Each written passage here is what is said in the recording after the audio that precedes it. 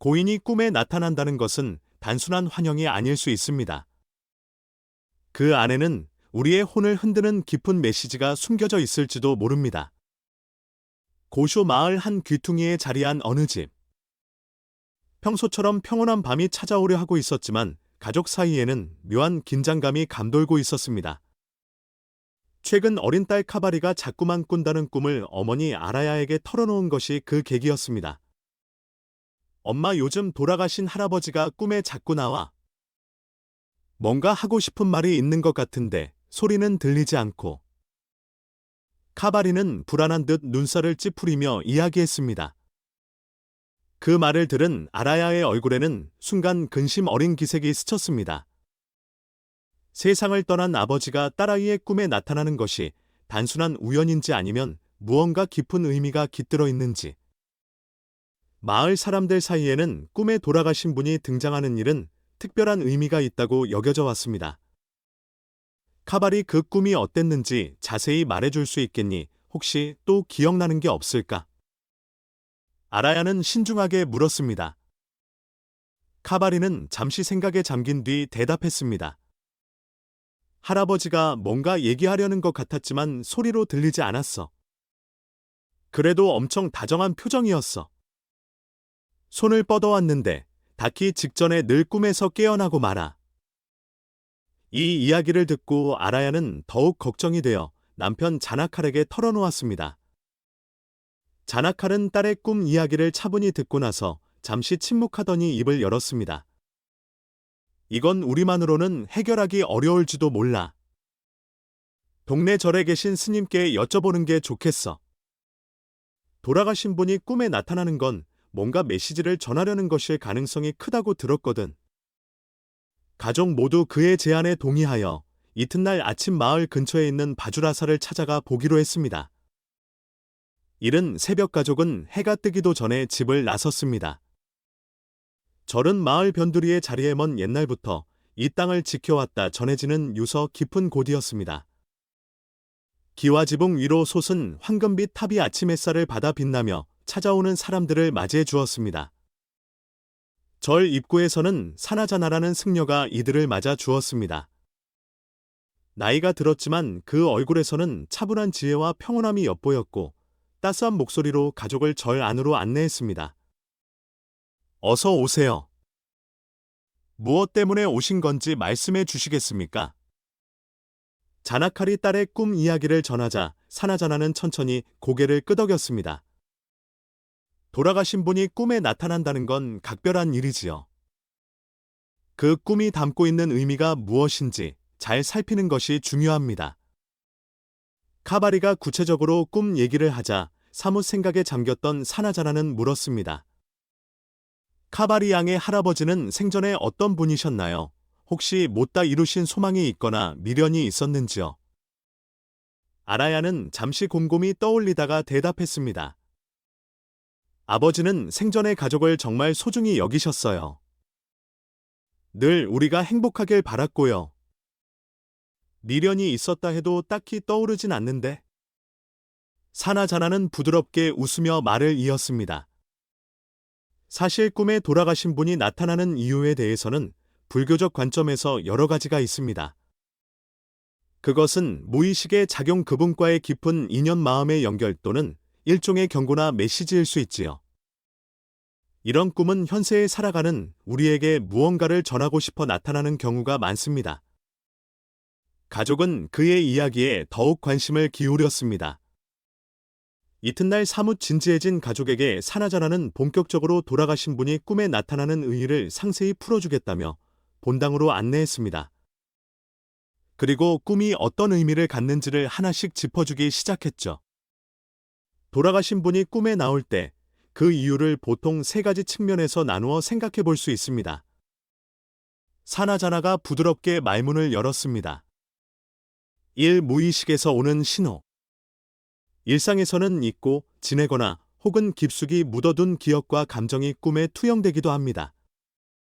이를 무의식 혹은 잠재의식의 작용이라 부르지요. 카바리 양의 경우 할아버지에 대한 그리움이나 마음속에 남아있는 미련이 꿈으로 나타났을 가능성이 있습니다. 이 그리움에도의 표현. 또 하나는 돌아가신 분과의 인연이 아주 각별했다면 그 그리움이 꿈이 되어 찾아오는 경우입니다. 이는 지극히 자연스러운 현상으로 돌아가신 분과의 관계를 다시금 돌아보는 기회가 됩니다. 3경고 또는 특별한 메시지. 마지막으로 꿈속에서 돌아가신 분이 어떤 심각한 모습이거나 무엇인가를 강조하려고 할 때 혹은 정황상 주의하라는 암시를 주는 경우가 있습니다. 이럴 땐 꿈 내용을 세심히 살펴서 혹시 위험을 피하라고 알리는 건지, 가족에게 전할 말이 있는 건지 해석해 보는 게 좋습니다. 가족은 설명을 듣고 이제 망자의 마음을 어떻게 해석해야 할지 고민하기 시작했습니다. 돌아가신 할아버지가 꿈에서 카바리에게 뭘 전하려 했는지 생각해 보게 된 것이지요.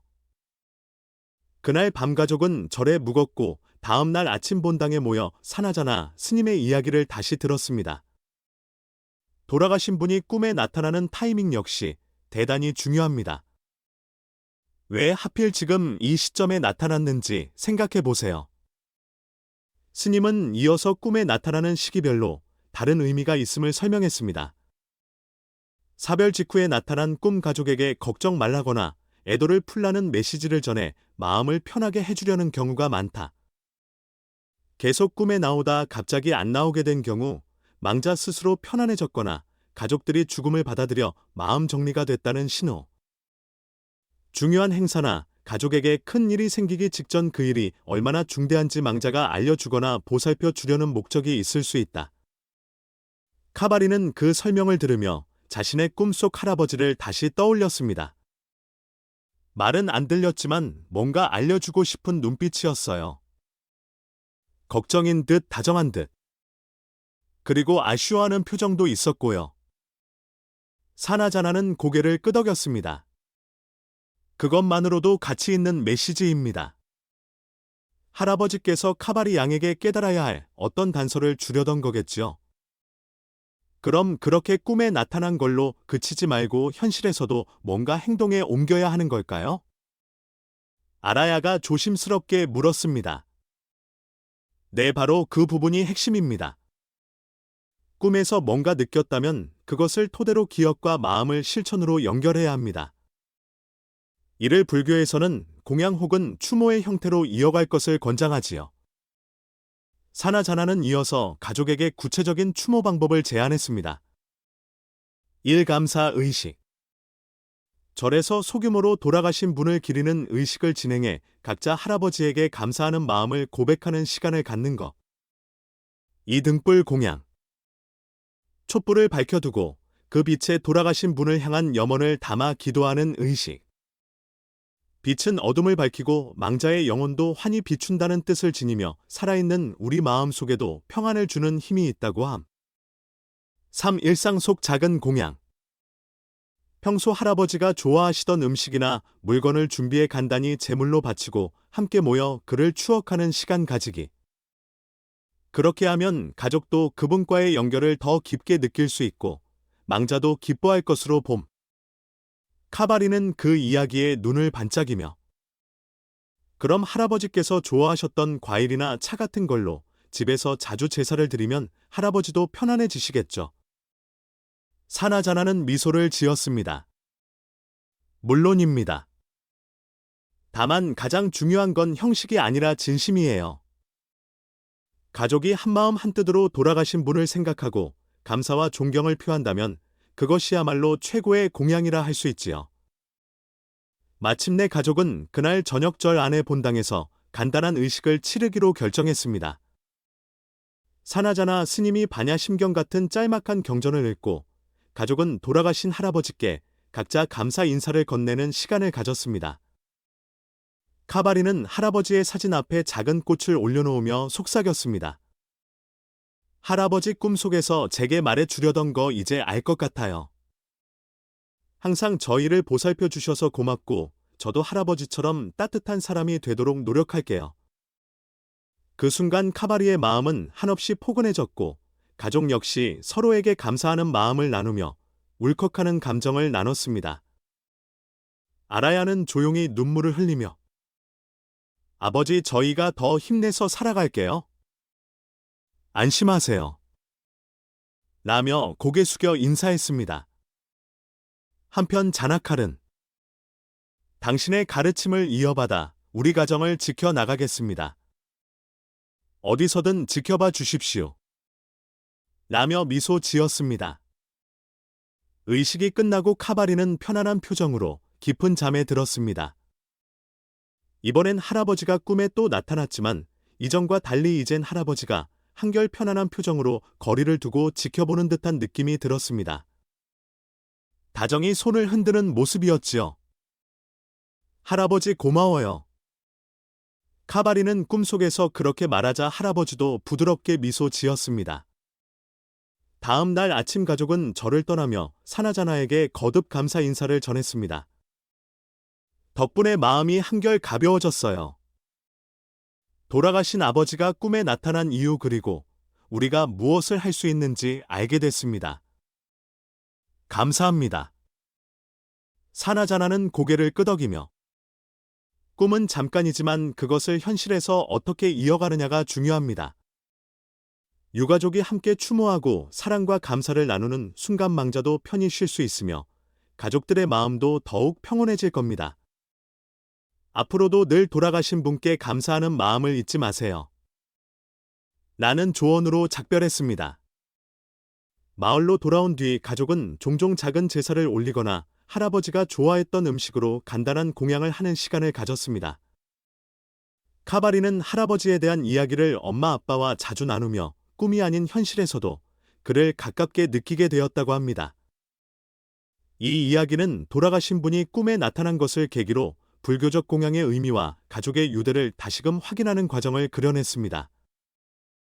꿈은 우리의 깊은 무의식과 망자의 마음이 만나는 작은 창문일 수 있습니다. 그 창문을 통해 전해지는 메시지를 현실에서 실천할 때 비로소 우리의 삶도 한층 따뜻해지고 망자도 편안한 안식에 들 수 있게 됩니다. 끝까지 읽어주셔서 감사합니다. 이 이야기가 여러분 마음에 작은 울림이 되었으면 좋겠습니다. 채널 구독과 좋아요로 격려해 주시면 큰 힘이 됩니다. 다음에도 좋은 이야기로 찾아뵙겠습니다. 감사합니다.